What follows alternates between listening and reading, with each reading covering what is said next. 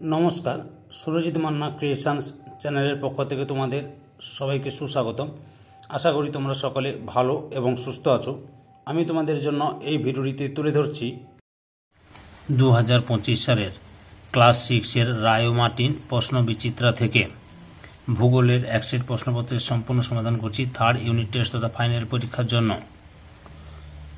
তার আগে তোমাদের কাছে অনুরোধ, তোমরা ভিডিওটি না টেনে পুরোটা দেখো। ভিডিওটি কেমন লাগলো কমেন্ট করে জানিও, ভিডিওটিতে লাইক দাও এবং শেয়ার করো, এবং চ্যানেলে নতুন হলে চ্যানেলটিকে সাবস্ক্রাইব করে চ্যানেলের সঙ্গে যুক্ত হয়ে যাও, কারণ তোমরা আমার এই চ্যানেলের মাধ্যমে ক্লাস 6-এর রায় ও মার্টিন প্রশ্ন বিচিত্রা থেকে 2025 সালের থার্ড ইউনিট টেস্ট তথা ফাইনাল পরীক্ষার জন্য ভূগোল, ইতিহাস, বাংলা এবং পরিবেশ এবং বিজ্ঞান এই 4টি বিষয় সমাধান পাবে। এই ভিডিওটিতে ভূগোলের এক সেট প্রশ্নপত্রের সম্পূর্ণ সমাধান করছি, তোমরা পুরো ভিডিওটি লক্ষ্য করো। 316 নম্বর পেজের 7 নম্বর model school Chittaranjan high school Purulia, এই স্কুলের প্রশ্নপত্রের সেটটি আলোচনা করছি, তোমরা পুরো ভিডিওটি লক্ষ্য করো। এর আগে আমি 1 থেকে 6 নম্বর স্কুল আলোচনা করে দিচ্ছি, তোমরা ওই ভিডিওগুলো দেখতে চাইলে আমার চ্যানেলের প্লে লিস্টে গিয়ে দেখে নাও, নাহলে এই ভিডিওর ডিসক্রিপশানে তার লিঙ্ক আছে, ওখানে ক্লিক করে দেখে নিতে পারো। একই থেকে সঠিক উত্তরটি বেছে নাও। প্রথমের যে অক্ষরেখাগুলির মধ্যে সবচেয়ে বেশি পরিধি, অপশান সিতে নিরক্ষরেখার। 2 নম্বর প্রদত্ত কোন দেশের উপর দিয়ে মূল মধ্যরেখা প্রসারিত হয়েছে, অপশান বিতে লন্ডন। পরের প্রশ্ন, ছায়াবৃত্তের অপর নাম, অপশান এতে আলোক বৃত্ত। 4 নম্বরে ভারতের প্রমাণ দ্রাঘিমা কোন শহরের উপর দিয়ে কল্পিত, অপশান সিতে এলাহাবাদ প্রয়াগরাজ। 5 নম্বরে আগত সৌরকিরণের বায়ু দ্বারা সরাসরি শোষিত হয়, অপশান বিতে 14%। 6 নম্বরে প্রতি বর্গমিটার উচ্চতা বৃদ্ধিতে 1 ডিগ্রি সেলসিয়াসের উষ্ণতা হ্রাস পায়, অপশান এতে 165 মিটারে। 7 নম্বরে বায়ু দূষণের একটি প্রাকৃতিক কারণ হল, অপশান বিতে বৃক্ষচ্ছেদন।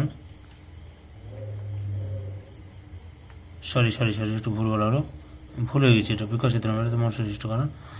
অপশান ডিতে অগ্নি উৎপাত। তারপরে 8 নম্বরে ফ্রিজ, এসি, সুগন্ধি স্প্রে থেকে নির্গত কোন গ্যাস ওজোন স্তরকে ক্ষয় করে, অপশান সিতে সিএফসি। 9 নম্বরে কত ডেসিবেল শক্তি সম্পন্ন শব্দে মানুষের কানের পর্দা ছেড়ে যেতে পারে, অপশান সিতে 160 ডেসিবেল। 10 নম্বরে ভারতের দীর্ঘতম হিমবাহ হল, অপশান সিতে সিয়াচেন। 11 নম্বরে ভারতের সর্বোচ্চ মালভূমি, অপশান এতে লাদাখ। 12 নম্বরে ভারতের পশ্চিম বাহিনী নদী, অপশান এতে নর্মদা। 13 নম্বরে হিমালয় কোন ধরনের পর্বত, অপশান বিতে ভঙ্গির পর্বত। 4 নম্বরে রাগি হল, অপশান বিতে মিলেট জাতীয় শস্য। 15 নম্বরে সোনালী পানীয় বলা হয়, অপশান বিতে চাকে। 16 নম্বরে দক্ষিণ আন্দামানে যে আদিবাসী বাস করে তা হল, অপশান সিতে জারোয়া। 17 নম্বরে নিত্যবহ নদীকে মানচিত্রে কোন রেখার সাহায্যে দেখানো হয়, অপশান এতে নীল।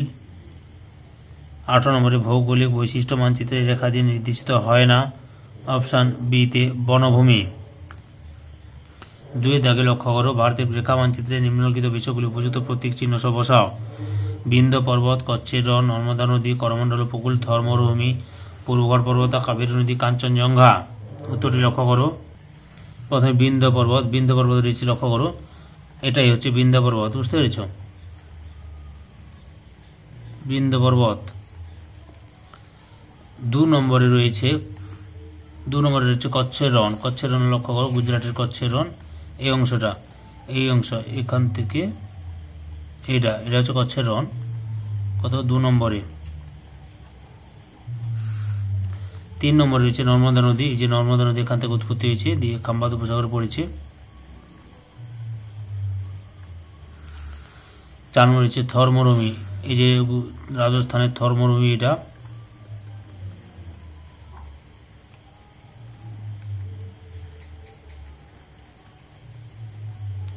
4 নম্বরে থর মরুভূমি।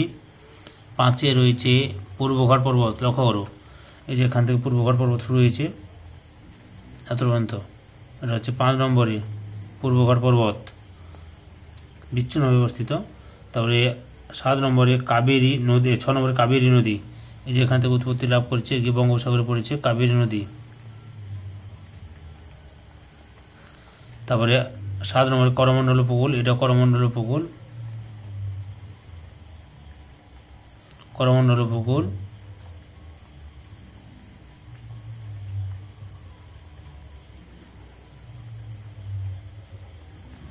8 নম্বরে কাঞ্চনজঙ্ঘা। লক্ষ্য করো কাঞ্চনজঙ্ঘা দেখাচ্ছি তোমাদের, এখানটায় কাঞ্চনজঙ্ঘা অবস্থিত, সিকিমে কাঞ্চনজঙ্ঘা অবস্থিত। এটা হচ্ছে 8 নম্বর হবে। ম্যাপ পয়েন্টটা বুঝতে পারলে। 3 দাগে নিচের প্রশ্নগুলি অতি সংক্ষিপ্ত উত্তর দাও, যে কোনো 7টি। প্রথম হচ্ছে ক্ষুদ্রতম সমঅক্ষরেখার নাম কি? 90 ডিগ্রি উত্তর বা দক্ষিণ। 2 নম্বর পৃথিবীর আবর্তন বেগ কোথায় শূন্য? 2 মেরু বিন্দুতে শূন্য।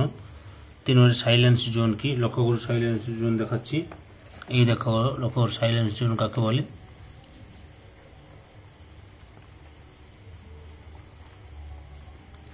লাক্ষাদ্বীপ কি ধরনের দ্বীপ? প্রবাল দ্বীপ। 5 নম্বরে ভারতের কোন রাজ্যে সবচেয়ে বেশি কফি উৎপাদন হয়? কর্ণাটকে। 6 নম্বরে হিমাচল প্রদেশের আদিবাসী জনগোষ্ঠী কি নামে কি বলা হয়? কিন্নর বলা হয়। 7 নম্বরে ভারতের একটি অন্তর্বাহিনী নদীর নাম লেখো, লুনি। 8 নম্বরে ভারতে কোথায় ঝুম চাষ লক্ষ্য করা যায়? উত্তর পূর্ব রাজ্যগুলিতে, অর্থাৎ মেঘালয়, অসম, মণিপুর, মিজোরাম, ত্রিপুরা এইসব অঞ্চলে। 9 নম্বরে WHO এর পুরো নাম কি? World health organisation.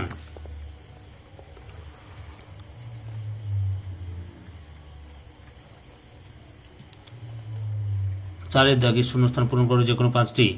প্রথমে রয়েছে সূর্যরশ্মি যে অংশ পৃথিবীকে উত্তপ্ত না করে ফিরে আসে তাকে বলে ড্যাশ, অ্যালবেডো। 2 নম্বরে উষ্ণ বায়ু সমন্বিত এলাকায় বায়ুর ড্যাশ চাপ বিরাজ করে? নিম্নচাপ বিরাজ করে। 3 নম্বরে বায়ু দূষণের ফলে পৃথিবীর গড় উষ্ণতা বৃদ্ধি পাওয়াকে বলা হয় ড্যাশ, বিশ্ব উষ্ণায়ন বা গ্লোবাল ওয়ার্মিং।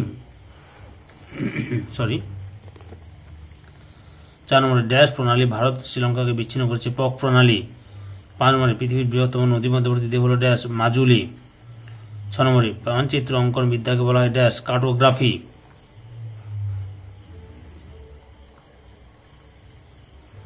5 দাগে নিচের প্রশ্নগুলি সংক্ষিপ্ত উত্তর দাও যে কোনো 4টি। প্রথম হচ্ছে নিরক্ষরেখাকে বিষুবরেখা বলা হয় কেন? উত্তরটি দেখো, এখান থেকে শুরু করবে,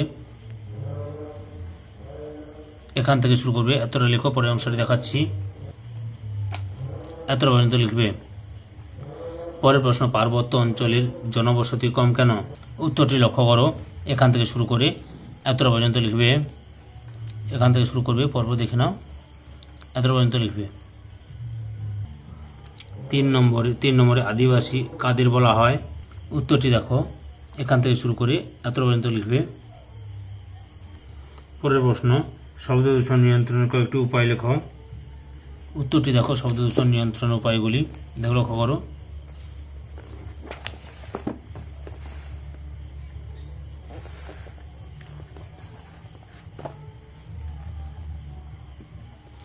দিল্লির সঙ্গে কলকাতার জলবায়ুর পার্থক্য কোথায়?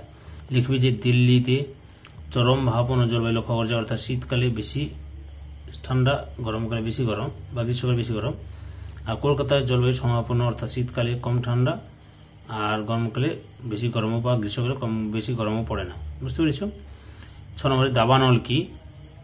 উত্তরটি লক্ষ্য করো, অনেক সময় মানুষের কারণে, যেমন ধূমপান, বনভোজন, রান্নার আগুন প্রভৃতি কারণে, ফলে আগুন লাগলে বহু বন্যপ্রাণ দাবানলের গ্রাসে নিঃশেষিত হয়ে যায়। 6 দাগের নিচের প্রশ্নগুলি সংক্ষিপ্ত ব্যাখ্যামূলক উত্তর দাও যে কোনো 4টি। প্রথমে চিত্র অঙ্কন করে দ্রাঘিমারেখার বৈশিষ্ট্যগুলি লেখো। উত্তরটি দেখো, দ্রাঘিমারেখার বৈশিষ্ট্য, এখান থেকে শুরু করবে, এতটা পর্যন্ত লিখবে। পরের প্রশ্ন, আন্তর্জাতিক তারিখ রেখাকে বাঁকিয়ে টানা হয়েছে কেন? উত্তরটি তোমরা এখান থেকে শুরু করবে, পরপর দেখে নাও,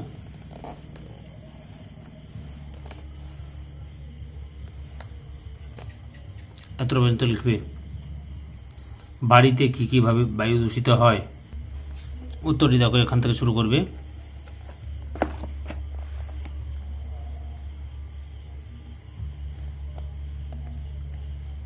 এতটা পর্যন্ত লিখবে। পরের প্রশ্ন, মানচিত্র গ্লোবের মধ্যে তুলনা করে সুবিধা অসুবিধাগুলি লেখো। উত্তরটি দেখো, গ্লোব এবং মানচিত্রের সুবিধা এবং অসুবিধাগুলি লিখবে। প্রমাণ সময় বলতে কি বোঝো? উত্তরটি দেখো, এখান থেকে শুরু করে এতটা পর্যন্ত লিখবে। 7 থেকে প্রদত্ত প্রশ্নগুলির যথার্থ উত্তর দাও যে কোনো 3টি। প্রথমে রয়েছে চিত্রের সাহায্যে পৃথিবীর তাপমণ্ডলগুলি আলোচনা করো। এখান থেকে শুরু করবে, পরপর দেখে নাও।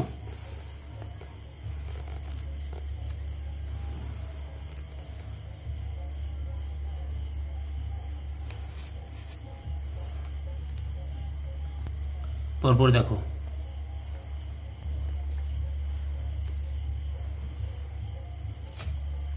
এত পর্যন্ত লিখবে। পরের প্রশ্ন, উত্তর ভারতের পার্বত্য অঞ্চলের বিবরণ দাও। উত্তরটি দেখো, এখান থেকে শুরু করবে, পরপর দেখে নাও।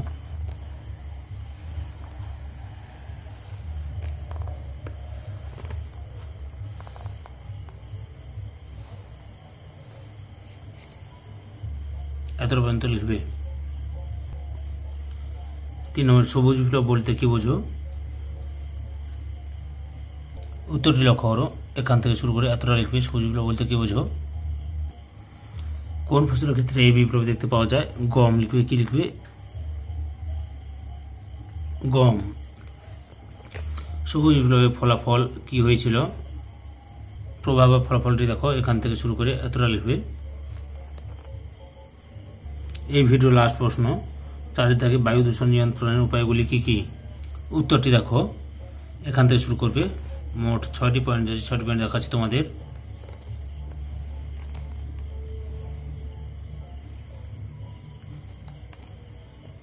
এত পর্যন্ত লিখবে। ধৈর্য সহকারে সম্পূর্ণ ভিডিওটি দেখার জন্য তোমাদের সবাইকে অসংখ্য ধন্যবাদ। আজকে এই পর্যন্ত, পরবর্তী ভিডিওতে আবার দেখা হবে। Tata, bye bye.